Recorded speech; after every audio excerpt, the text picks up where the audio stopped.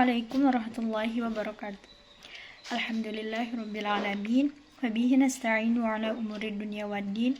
Salatu wassalamu ala asrafil anbiya'i wal mursalin wa ala alihi wa sahbihi ajma'in. Kali ini presentasi akan dibawakan oleh kelompok 5 dengan materi perencanaan audit dan prosedur analitis. Saya sebagai pemateri pertama akan membawakan submateri dengan judul tahapan audit dan juga menerima klien dan melakukan perencanaan audit awal. Tahapan audit di sini ada 3, yaitu planning, performing, dan reporting. Planning di sini ada understanding the client.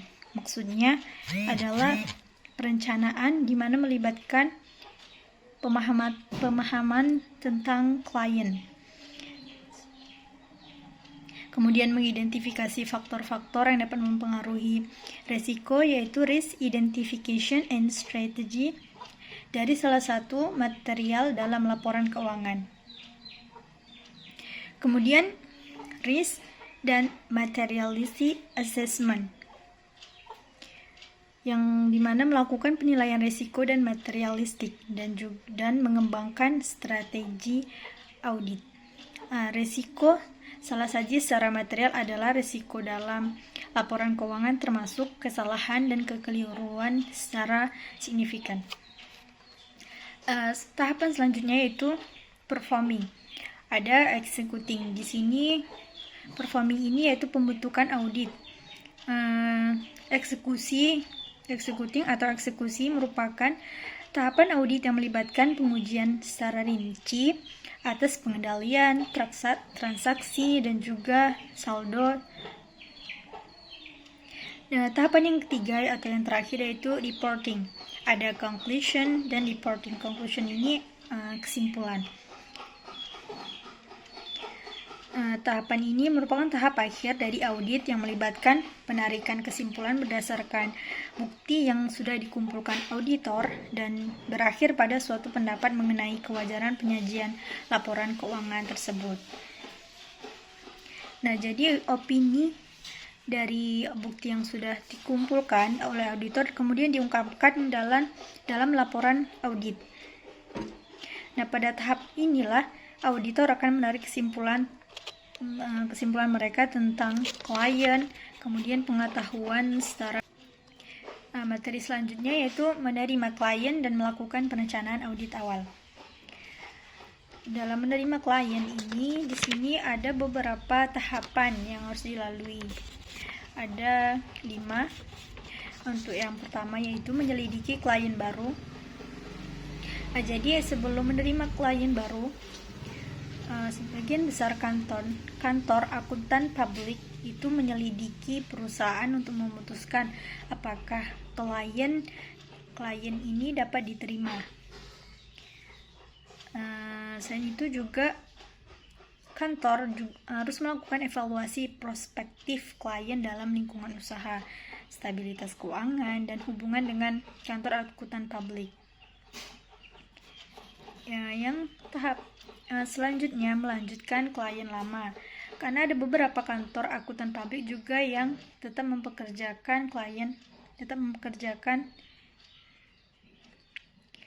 melanjutkan audit dengan klien lama. Jadi kadang enggak setiap tahun mengevaluasi klien yang baru. Di sini ada beberapa pertimbangan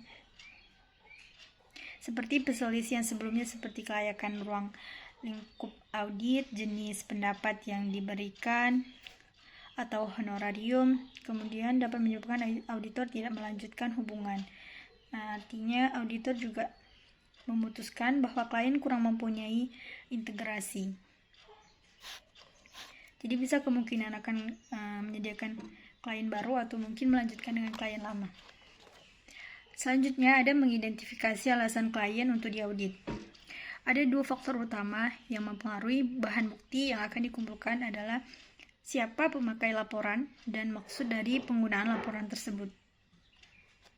Di sini auditor akan mengumpulkan lebih banyak bahan bukti jika laporan digunakan secara luas.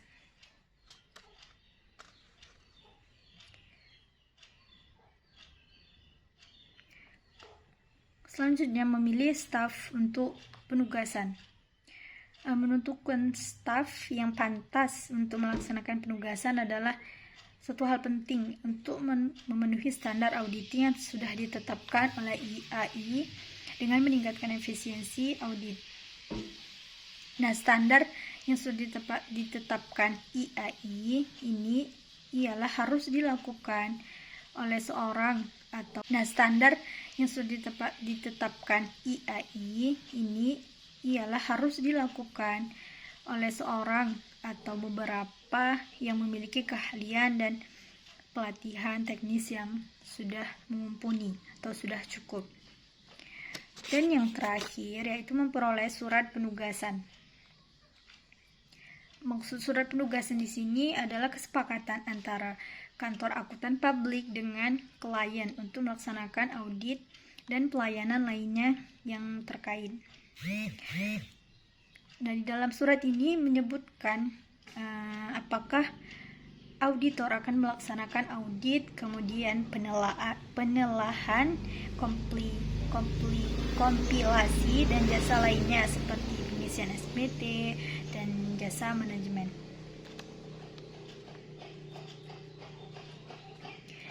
Sekian, mungkin untuk submateri selanjutnya akan dijelaskan oleh rekan saya.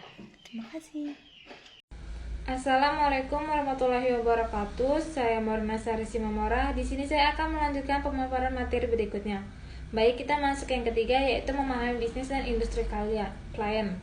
Diperlukan pengetahuan yang luas mengenai bidang usaha dan industri klien, serta pengetahuan atas operasi perusahaan.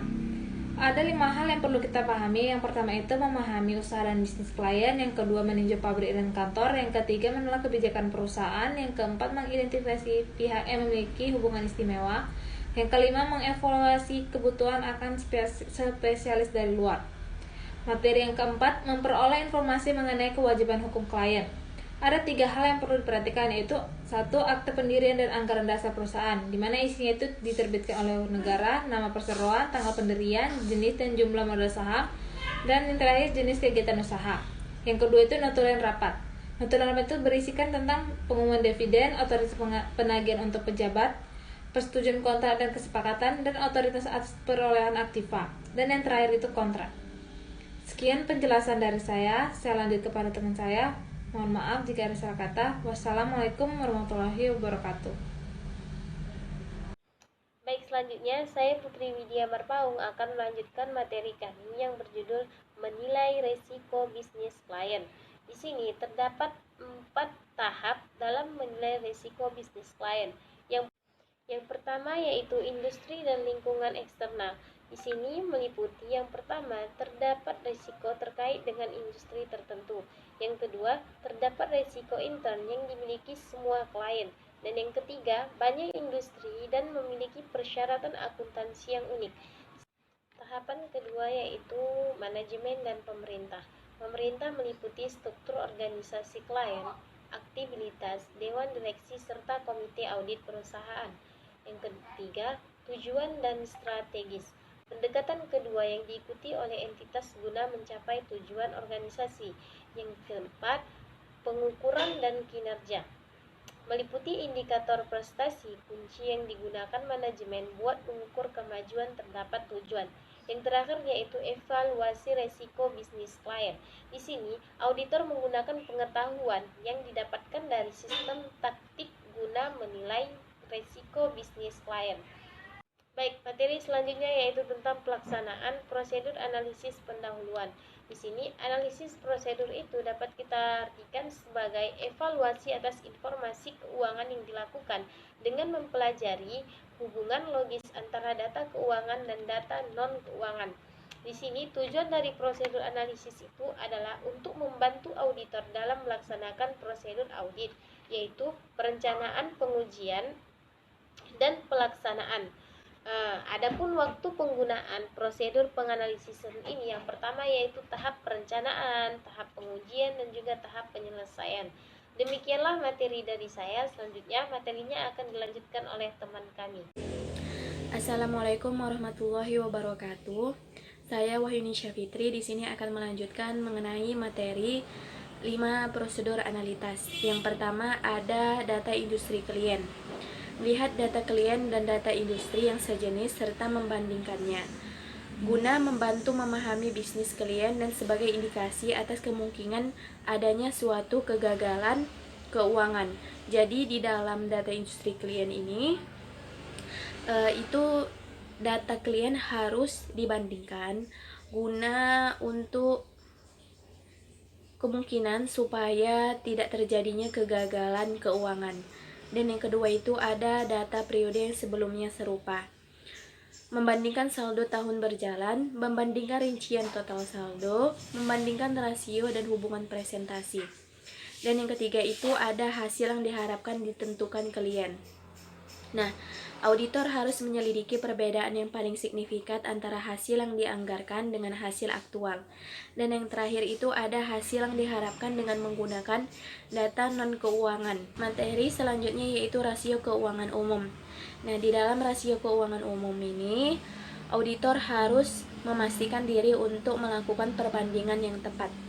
Nah, terdapat kemampuan membayar hutang jangka pendek, dan yang kedua rasio aktivitas likuiditas, dan yang ketiga ada kemampuan untuk memenuhi kewajiban utang jangka panjang, dan yang terakhir yaitu kemampuan profitabilitas.